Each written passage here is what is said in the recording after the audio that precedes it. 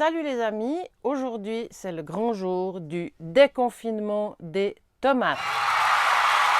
On va voir comment planter nos tomates qui, on le voit, ont bien profité de cette période de confinement à l'intérieur, peut-être comme nous ou pas.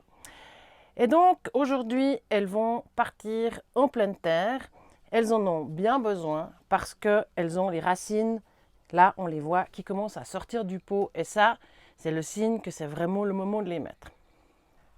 Là, on est mi-mai, les seins de glace sont donc passés, on est tranquille pour faire nos plantations. Alors ici, on est en serre, on aurait pu le faire un tout petit peu plus tôt, mais si vous êtes à l'extérieur, c'est entre le 15 mai et le 1er juin qu'il faudra planter les tomates. Pour les tomates et pour les aubergines, ce qui est important, c'est d'avoir une terre qui soit riche et légère. Donc on fait un apport de compost et on a une terre qui est vraiment un peu humide, mais pas trop, mais qui est surtout très légère. Les tomates ont des racines qui vont profondément chercher l'eau dans la terre, donc c'est important d'avoir une terre qui soit bien légère.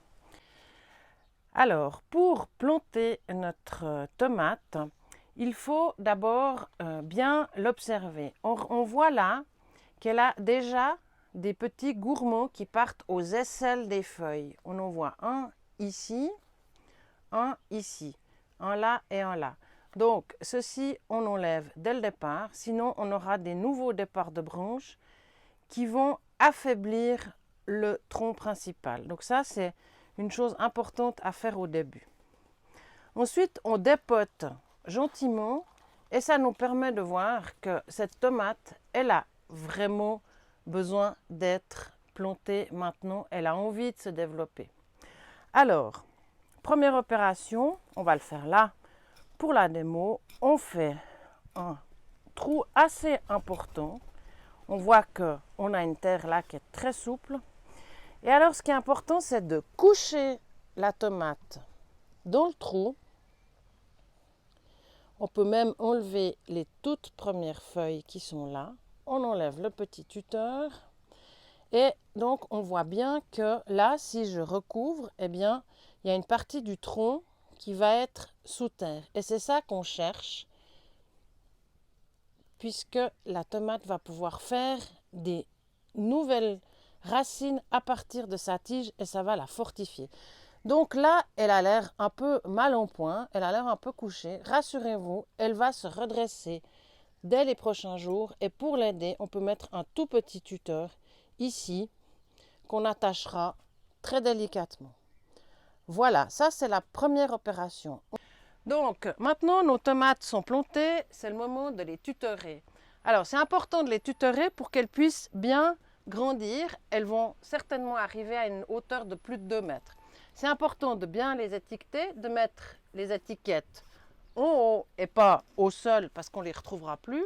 Et pourquoi c'est important? C'est important parce que quand on voudra faire des graines pour l'année d'après, eh ben, il faudra savoir de quelles tomates on prend les graines.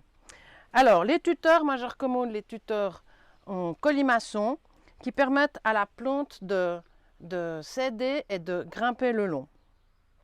Donc, bien profond, on les plante vraiment bien profond en faisant attention de ne pas blesser les racines.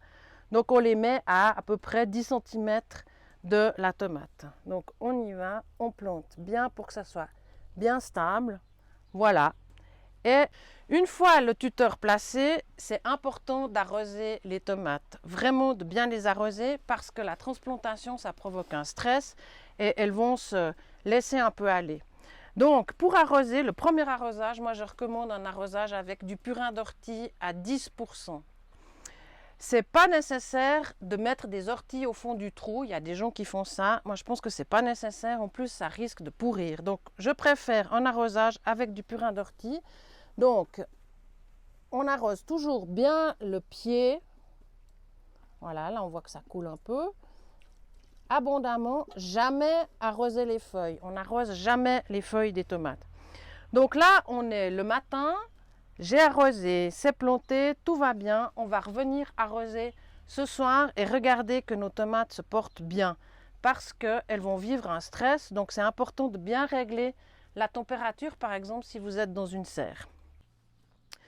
Donc les tomates, tout comme les aubergines, c'est des plantes qui sont sujettes aux pucerons.